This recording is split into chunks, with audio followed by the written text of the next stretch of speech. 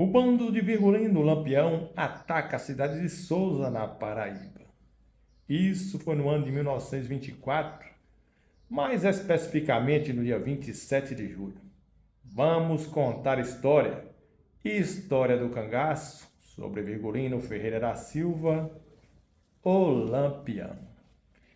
Foi isso mesmo, Lampião atacou Souza, mas a princípio não era para atacar a cidade de Souza, mas outra cidade próxima, Cajazeira, que ficava a 100 quilômetros de Princesa, locais onde Lampião e seu bando estavam morando, residindo. Nesse momento, Lampião estava se recuperando de um tiro que tinha levado no calcanhar.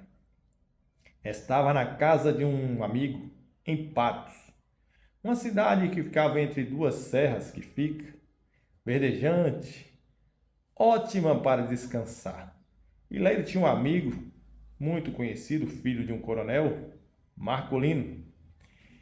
E foi esse Marcolino que deu a ideia, que deu as informações para que o bando de Virgulino fosse até Cajazeiras para roubar. Lá tinha muitas pessoas influentes, com comércio forte, então seria uma maneira fácil de conseguir dinheiro.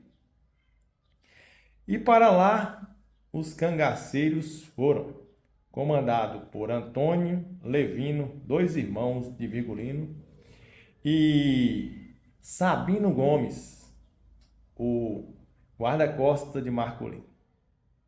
Foram os três e mais alguns homens para atacar a Cajazeira.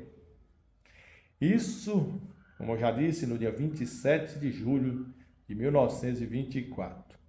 Mas Lampião não participou desse ataque, porque estava convalescendo, se recuperando. Dessa forma ficou em Patos, e o pessoal dele foi, comandado pelos irmãos e pelo guarda-costa de Marcolino. Mas ao chegar lá na região, ficaram sabendo que a cidade de Cajazeiras estava fortemente armada e queria resistir ao ataque. Temerosos, resolveram mudar a estratégia. Deixaram de atacar essa cidade, Cajazeiras, para atacar Souza, poucos quilômetros uma da outra. E para lá foram. Só que aí já virou motivo não só de pinhagem, entrou também outros motivos, como de vingança.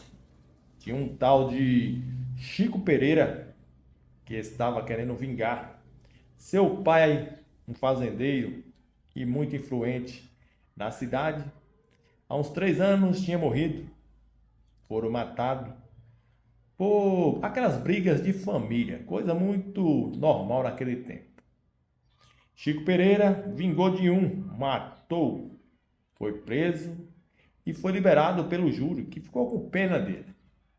Mas quando saiu da cadeia, queria mais vingança, achava que a sua vingança não tinha sido completa, queria matar mais. E assim achou a oportunidade nesse ataque do bando de Virgulino. Também virou um dos chefes. E lá tinha o seu amigo Chico Lopes, que brigou com um cabra influente da cidade, Otávio Maris. Tudo isso fervilhava para esse ataque. Um dia antes do ataque, cortaram os fios do telefone, do telégrafo. O pessoal já ficou com medo, temerosos por um ataque. O governo do estado tinha mandado uns 10 policiais para fazer a segurança. Mas o pessoal da cidade não botava muita fé naqueles cabras. Para eles não iria resolver nada. E o pessoal, mesmo temerosos, pouco fizeram para ter uma resistência contra o ataque.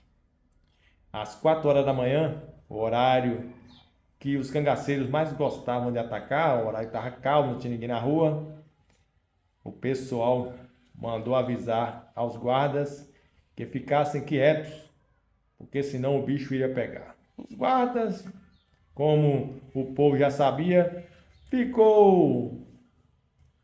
ficaram em casa, dormindo com medo. E os bandidos entraram e assaltaram 3 casas comerciais e umas 10 residências. Fizeram o rapa. Passaram na casa do juiz e o pegou. Primeiro teve um certo tiroteio e o levou para o meio da rua ainda com a roupa de dormir.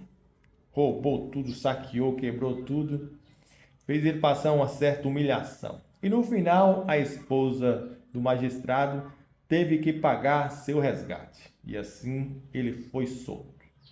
E o pessoal de Chico Pereira foi atrás de Otávio Mariz. Esse tinha preparado certa resistência. Teve um tiroteio e conseguiu fugir. O pessoal do bando entrou na casa, quebrou tudo, roubou o que tinha para roubar e saiu. O prejuízo na cidade foi enorme. O bando saiu, ainda saquearam outras cidades pequenas, outros povoados, saiu fazendo baderna. Desta forma, não foi muito bom para Virgulino, não. Teve a pinhagem, mas depois o dono lá de Princesa, o coronel, não queria mais cangaceiro em sua região. Com isso, mandou que os cangaceiros pegassem o risco e ia colocar a polícia e seus homens para combater tais. Marculino, parente do coronel, pediu para Virgulino sair e ir para Patos, com medo de represária do seu parente, do coronel. E assim os cangaceiros saíram da cidade. Mas quando chegou em certa região, teve outro confronto. Eles estavam numa casa de um coiteiro e a polícia chegou atirando. Só que Lampião era esperto. Atirado de dentro da casa, tinha pessoa de fora e ao fundo para atrapalhar a polícia. Nesse combate, um policial morreu e outro ficou ferido. Lampião, no meio da chuva, saiu com seus homens, cerca de 17, deixando cerca de 21 cavalos e burros para trás, celas, fruto do roubo a Souza, na Paraíba. E assim sumiram no mundo. O governador do estado mandou uma nota no mês de agosto, dizendo que Virgulino tinha morrido em confronto com a polícia e vários dos seus asseclas. Mas a notícia não era verdadeira. No ano seguinte, Lampião voltaria a aparecer. E ele só iria morrer muitos e muitos anos depois. E muitas notícias como essa iriam aparecer pelos jornais no decorrer de sua carreira no cangaço.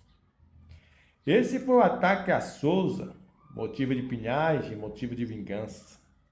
Virgulino estava ficando famoso e com isso as autoridades estavam ficando preocupadas.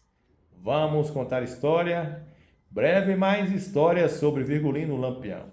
Esse homem tacou o terror no sertão. Vamos que vamos.